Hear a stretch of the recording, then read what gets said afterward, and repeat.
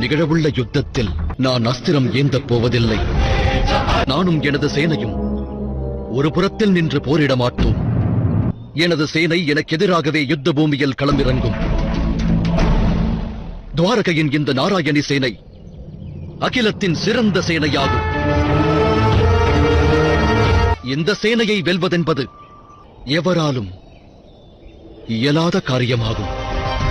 ஒருபுறம் இருப்பதோ அனைத்து சக்திகளையும் பெற்ற கடலாய் பறந்திருக்கும் சேனாபலம். இன்னொரு புறம் இருப்பதோ இந்த வாசுதேவன், ஆயுதம் ஏந்தாத இந்த கிருஷ்ணன்.